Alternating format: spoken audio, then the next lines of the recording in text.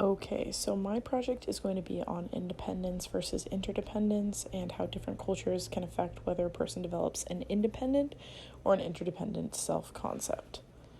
So getting right into it, first we're starting with a visual representation. I think that this one that we looked at in class really helps to be able to see how an independent and an interdependent person have very different views on in-group versus out-groups. So first of all, just to explain what an in-group is, it is basically a person's close community consisting of their friends and close family members who have active roles in their life.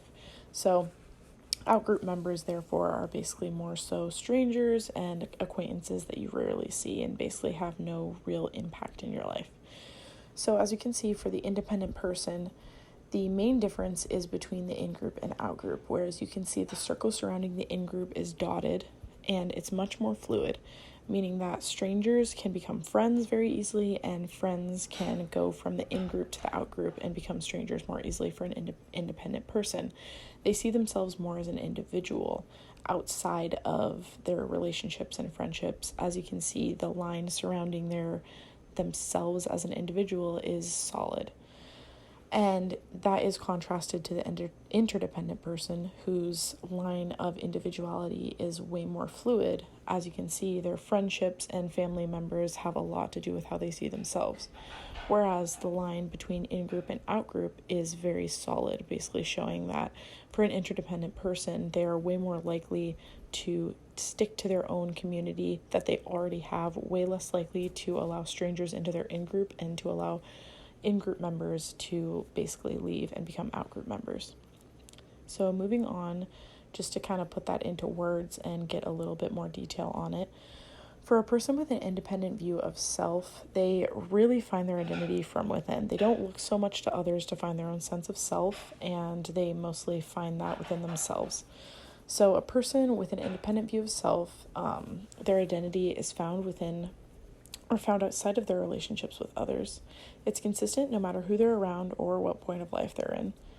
It is their own and very distinctive to them, and it's not necessarily different when they're with members of their in-group or out-group. So basically, they just have a very independent view of self, which is a very simple way to put it, but they don't allow others to really shape them as much as they allow their own beliefs, morals, and character to shape who they are. So in contrast to that, when looking at the interdependent view of self, we can see that identity for these people is found almost completely within their relationships with others and the role that they find within those important relationships.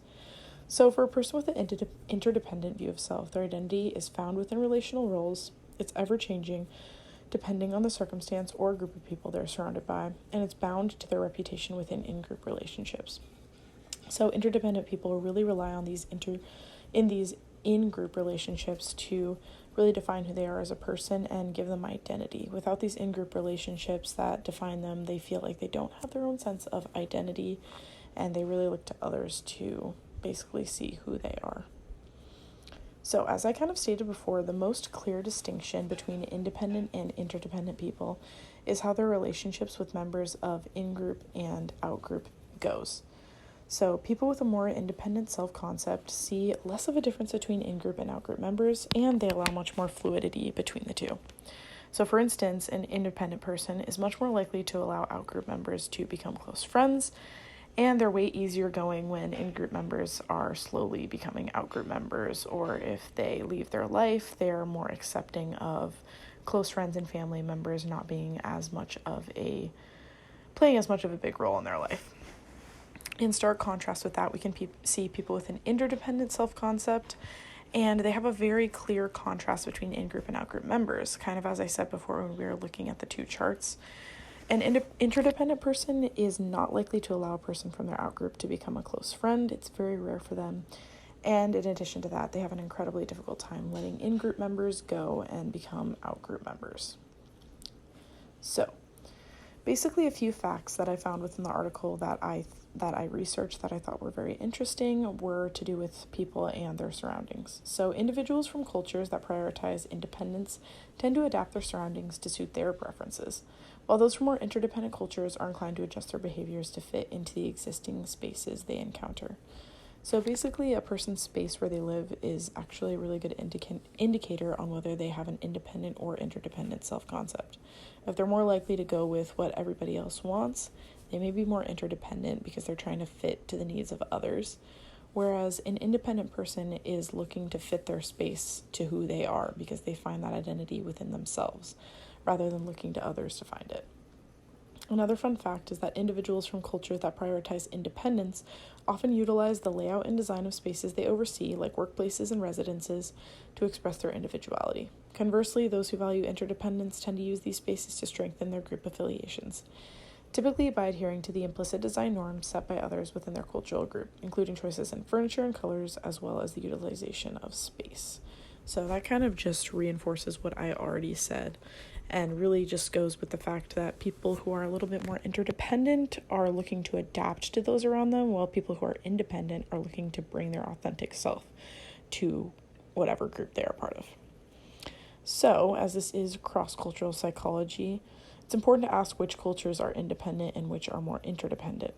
So from the article I read, it said, people from Great Britain and its former colonies in the United States, Australia, Canada, and New Zealand generally value independence, as do Germans, Belgians, Swedes, Italians, Danes, Dutch, French, and in contrast, we can see countries that generally value interdependence include countries in Central and South America, not all of them, but for example, there's Mexico, Brazil, Venezuela, Peru, and Chile, as well as people from China, South Korea, Pakistan, Portugal, and Greece. There are others, of course, that value independence or interdependence, and this doesn't mean, of course, that every person from these cultures is going to fit into the cultural norms, but it's definitely more normal for different cultures to have different self-concepts.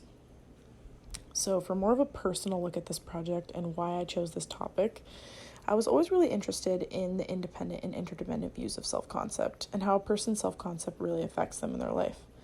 I think it interested me to think about the fact that a person's view of themselves could have such drastic effects on every aspect of their life, and even more so, how a person's culture and environment can shape the way they view themselves and those around them.